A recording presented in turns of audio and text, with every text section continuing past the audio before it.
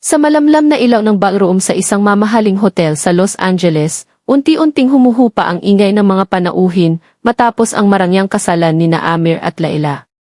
Ang lahat ay masaya, masigla at walang ideya sa unos na paparating. Para sa karamihan, isa itong perpektong unyon, isang kwento ng pag-ibig na tumawid mula Middle East hanggang Amerika, at ngayon ay nagbubukas ng panibagong yugto sa kanilang buhay. Ngunit sa likod ng magagarbong bulaklak, mamahaling dekorasyon, at magarang damit ng bagong kasal, may tensyon na noon pa man ay hindi maipaliwanag ni Laila. Mula nang sila ay nagsimulang mag-ayos ng kasal, napansin niyang mas lalo pang naging istrikto si Amir, mas mabilis magalit at mas sensitibo sa mga usaping may kinalaman sa tradisyon at puri. Bagamat nasa modernong lungsod sila, bitbit ni Amir ang mahigpit na pananaw ng kanyang pamilya tungkol sa danga ng babae. Nang matapos ang reception at magsimula ang kanilang wedding night, naramdaman ni Laila ang malamig na hangin ng hotel suite na tila humihiwa sa kanyang balat. Hindi ito dahil sa lamig ng air condition, dahil ito sa kaba na hindi niya maipaliwanag. Sa buong buhay niya, ang gabing iyon ay inakala niyang magiging simula ng kanyang pinapangarap na pag-aasawa, punang lambing, pangunawa at pagmamahalan. Pero mali siya. Pagpasok nila sa kwarto, nakangiti pa si Amir. Malumanay siyang humawak sa kamay ni Laila, ipinakita ang kanyang pagmamahal. Ngunit habang humahakbang sila papunta sa kama, nagbago ang ekspresyon ng groom, parang may biglang pumigil sa kanyang puso, may nagdilim sa kanyang mga mata. Laila, mahina ngunit malamig ang boses ni Amir. May kailangan tayong pag-usapan bago tayo magsimula.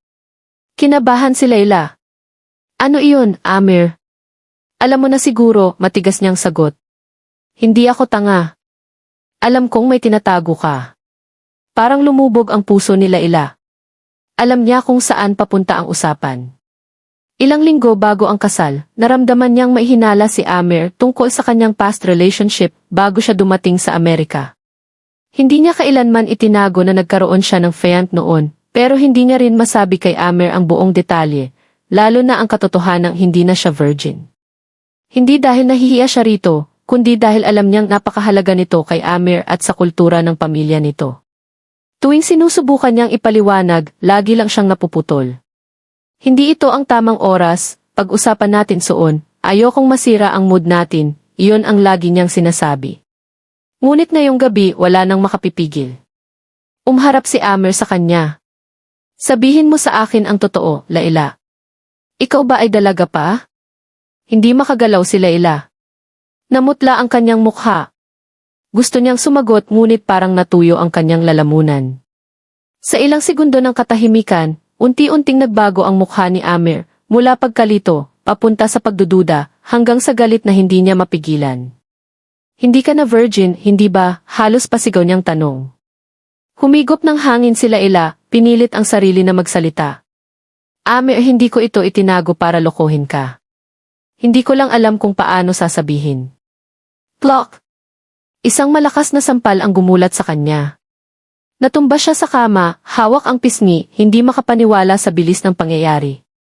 Paano mo nagawang magsinungaling sa akin, sigaw ni Amir. Amir, please hindi kita niloko, nanginginig na sagot niya. Hindi man ako dalaga, pero mahal na mahal kita. Ang past ko ay hindi ko na kayang baguhin. Pero lalo lang itong nagpasiklab ng galit ni Amir. Hinawakan niya ang braso ni Laila at hinila itong muli paangat. Hindi mo ba alam kung ano ang ibig sabihin ng puri sa pamilya ko? Hindi mo ba alam kung gaano kahalaga ito sa isang Muslim na lalaki? Amir, mas importante ang katapatan kaysa sa. Isa na namang sampal ang bumulaga sa kanya. Sa sakit ng suntok na sumunod, napahawak siya sa tiyan. Napatras siya, pero sinundan siya ni Amir, halos hindi makontrol ang galit. Wala kang karapatang tumayo sa harap ng pamilya ko na parang malinis ka, sigaw ni Amir, nahihirapang huminga dahil sa matinding emosyon. Amir, tama na please, nangingilid ang luha niya, halos hindi na makapagsalita.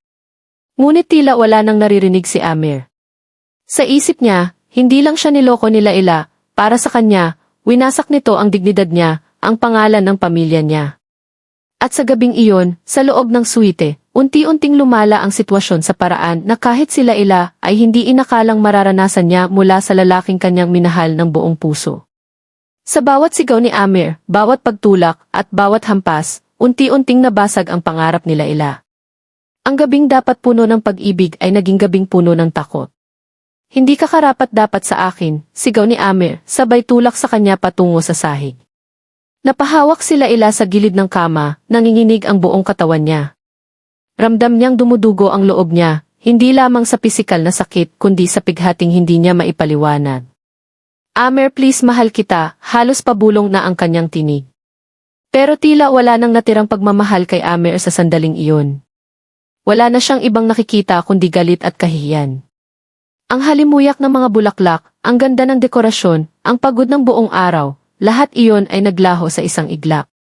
Maging ang pagmamahalan nila ay natabunan ng isang tradisyong hindi natutunan ng puso. Habang patuloy ang pag-iyak nila ila, tumunog sa pintuan ang isang malakas na katok. Sir! Ma'am! Everything okay inside? Tanong ng security ng hotel. Nagulat si Amer at natigilan. Si Layla naman ay halos walang lakas para sumagot. Ngunit ang luha sa kanyang mga mata ay nagsasabi ng katotohanan na may nangyayaring karahasan sa loob. Nang marinig ang malakas na katok sa pinto, napahinto si Amer. Ang galit na kanina ay umaapaw sa kanyang dibdib ay biglang napalitan ng pagkabigla. Hindi niya inaasahang makarinig ng kahit anong ingay mula sa labas, lalo pat wedding suite iyon, at sarado ang buong palapag para sa privacy ng bagong kasal. Sir! Ma'am! May naririnig kaming commotion. Okay lang po ba kayo? Muling tanong ng guard. Malakas ang kabog ng dibdib nila ila. Sa gitna ng kanyang takot at sakit, iyon ang una at tanging pag-asang nadama niya. Tumingin siya kay Amer, baka sa kanyang mga mata ang pagmamakaawa, hindi dahil gusto niyang ipahiya ito, kundi dahil sa sandaling iyon, gusto lang niyang mabuhay, makalayo at hindi na masaktan pa. Walang problema, mabilis na tugon ni Amer, pilit inaayos ang tono ng boses. Ngunit halatang nanginginig. Hindi sumagot ang guard. Lumipas pa ang ilang segundo bago muling kumatok, mas malakas, mas mariin. Sir, kailangan naming siguraduhin. Kung hindi kayo sasagot ng maayos, bubuksan namin ang pinto. Napatayo si Amer at naglakad papunta sa pinto. Bago niya maabot ang door handle, marahan ngunit desperado siyang hinila nila ila mula sa likuran. Amer, huwag na, mahina at paos niyang bulong. Please, tama na. Sa sandaling iyon, nahimasmasan si Amer. Para bang unti-unting bumalik ang kaluluwa niyang kanina lamang ay lumamon sa kanya ang galit. Paglingon niya kay Layla, doon niya nakita ang realidad, ang babaeng mahal niya, nakahando sa isasahig, namamaga ang pisngi, may bakas ng pulang marka sa braso, at nanginginig na parang batang takot na takot.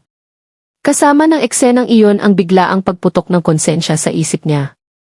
Layla, mahinang usal ni Amer. Pero huli na. Sabay pasok ng dalawa pang security gamit ang master key. Ang ilaw mula sa hallway ay tumama sa buong suite at malinaw nilang nakita ang nangyari, ang nagulong kama, ang natapon na mga bulaklak, ang basag na lampshade at ang babaeng nakaupo sa sahig, yakap ang sarili na parang nasa gitna ng bagyo. Sir, kailangan po ninyong lumayo sa kanya, utos ng guard. Hindi ito ang iniisip ninyo, pilit na paliwanag ni Amer. Hindi ko siya. Ngunit lumapit ang isa pang security. Ma'am, gusto niyo po ba ng tulong? Gusto niyo po bang tawagan ang pulis? Tumingin sila ila sa kanila. Mabagal, nanginginig, ngunit malinaw ang kanyang sagot. Parang binagsakan ng mundo si Amer. Layla. No please. Hindi mo kailangan. Natatakot ako, Amer, pabulong niyang sagot. At kailangan kong iligtas ang sarili ko. Hindi na nakapagsalita si Amer. Tumalikod siya, tinakpan ang mukha at napaupo sa gilid ng kama. Ang biglang pagbasag ng katahimikan, ang pagpasok ng mga taong hindi dapat parte ng kanilang wedding night, ay nagsilbing sampal ng realidad. Wala na siyang magagawa. Wala na siyang kontrol. Makaraan ang ilang minuto, dumating ang lap. Tahimik sila ila habang kinukuha ng mga pulis ang statement niya. Hindi siya sumisigaw, hindi nagwawala. Pero sa bawat salitang lumalabas sa bibig niya, ramdam ang sakit, takot at pagkadurog ng puso. Sinaktan niya ako, mahina niyang sabi. Hindi niya tinanggap ang past ko. Pero hindi iyon sapat na dahilan para gawin niya ito. Tumingin ang police officer kay Amer. Sir, kailangan niyo pong sumama sa amin. Nanatiling tahimik si Amer, nakayuko. Para siyang estatwa, hindi gumagalaw, hindi tumutugon. Para bang ang lalaking kanina'y puno ng galit ay naglaho na, at pinalitan ng isang taong hindi makapaniwala sa sarili niyang ginawa. Bago siya tuluyang inilabas ng mga pulis, tumingin siya kay Laila. May luha sa mata niya, hindi ng galit kundi ng panghihinayang. Laila, patawarin mo ako, halos hindi marinig na bulong. Pero hindi siya sinagot ni Laila. Tumingin lamang siya sa sahig, pilit sinasarado ang pinto ng isang yugto na sana ay nagdala ng saya, hindi ng sakit. Kinabukasan, nag-viral ang balita. Muslim groom arrested in Los Angeles after assaulting his bride on wedding night. Naging laman ito ng social media, ng TV, ng mga group chat. Marami ang nagbigay ng opinyon, iba'y kumampi kay Laila, iba'y sumisi sa kanya, at ang ilan naman ay kumondena kay Amer ng buong buo. Ngunit sa gitna ng ingay ng mundo, nanatiling tahimik si Laila. Sa hospital room, mag-isa siyang nakaupo, nakatingin sa labas ng bintana. Hindi niya alam kung paano muling haharapin ang bukas. Ang lahat ng pinaghirapan niya, ang paglipat sa Amerika, ang bagong buhay na pinangarap niya kay Amer, ang mga planong inukit niya sa puso, lahat iyon ay naglaho sa isang gabing pilit niyang iwasan, ngunit hindi niya naiwasan. Pumasok ang isang babaeng nurse at mahinang nagsalita. Ma'am, may gusto pong kumausap sa inyo. Kaibigan daw po ninyo. Pumasok ang isang babae na halos kaedad niya, si Miriam, ang matagal na niyang kaibigan mula noong nakatira pa siya sa Jordan. Napaiyak si Laila nang makita ito. Parang bumalik ang lakas niya kahit sandali. Laila, sabi ni Miriam, niyakap siya ng mahigpit. Bakit hindi mo sinabi sa akin? Bakit mo tinago? Hindi ko alam kung kanino magsisimula, sagot niya habang umiiyak. Umupo si Miriam sa tabi niya. Hindi mo kasalanan ang past mo. Hindi mo kasalanan na hindi ka perpekto. At lalong hindi mo kasalanan na mahal mo ang taong mali para sa iyo. Napangiti si Laila ng bahagya, kahit may luha. Pero mahal ko siya, Miriam D. Ang pagmamahal, sagot ni Miriam, walang saysay kapag nauwi sa takot. At ang lalaking nanakit sa'yo, hindi iyon pag-ibig. Kailangan mong mas mahalin ang sarili mo kaysa sa tradisyong pinaniniwalaan ng iba. Napayuko si Laila. Sa sandaling iyon, naramdaman niyang unti-unti siyang nakakahinga. Hindi dahil wala na ang sakit, kundi dahil may taong nagsabi sa kanyang mabubuhay pa siya, at karapat-dapat siyang mabuhay ng payapa. Pagkaraan ng 3 linggo, inilabas si Laila mula sa ospital. Inilagay siya sa temporary safe housing para sa mga biktima ng domestic violence. Mahirap ang proseso, may trauma, may takot, may mga gabi na umiiyak siya hanggang makatulog. Ngunit bawat araw ay nagdadala ng kaunting lakas, kaunting pag-asa. Si Amer naman ay humarap sa korte. Ayon sa batas ng California, malinaw ang kaso, physical assault, battery at domestic abuse. Kahit wala pang isang araw silang kasal, sakop pa rin ito ng batas. Hindi maalis ni Amer ang katotohanang siya ang gumawa ng karahasan. Kahit pa humingi siya ng tawad, malinaw na may kailangang panagutan. Isa sa huling hearing, dumalo si Laila. Hindi upang maghiganti, kundi upang tapusin ang kabanata. Nakatayo siya sa kabilang dulo ng courtroom, hawak ang isang papel na naglalaman ng kanyang final statement. Pagharap ni Amer, nagtagpo ang mata nila. Walang galit si Laila, walang kirot, pagod na lamang. Si Amer ay tila kuya na sa ilang taon, bagsak ang balikat, at parang ang bawat segundo ay mabigat. Nagsalita si Laila. Amer, panimula niya, malumanay ngunit matatag, minahal kita ng buong puso. At kahit ano pa ang nangyari, hindi ko pinagsisisihan na nakilala kita. Pero hindi ko hahayaan na ang gabing iyon ay sirain ang buong buhay ko. Huminga siya ng malalim. Hindi kita kayang kamuhian. Pero hindi rin kita kayang patawarin ngayon. Siguro balang araw kapag kaya na. Ang kailangan ko lang ay makalaya. Tumingin si Amer sa kanya, puno ng pagsisisi. Laila, patawad. Hindi ko maibabalik ang nagawa ko. Pero sana, makahanap ka ng taong hindi ka hahatulan. Sana mas maging masaya ka. Tumango si Laila, hindi bilang pagtanggap kundi bilang pagtatapos. Iyon ang huling araw na nagkita sila. Lumipas ang ilang buwan, nagdesisyon si Laila na ituloy ang buhay sa sariling paraan. Kumuha siya ng bagong apartment, nag-aral muli, nagtrabaho sa isang cultural center sa JE na tumutulong sa mga kababaihang immigrant. Gamit ang kanyang karanasan, naging boses siya ng mga babaeng tulad niya, mga babaeng nagdusa, pero tumayo muli. Hindi niya agad nakalimutan ang nangyari. Hindi madaling ibalik ang tiwala, hindi madaling gamutin ang sugat. Ngunit bawat araw, natutunan niyang unti-unti.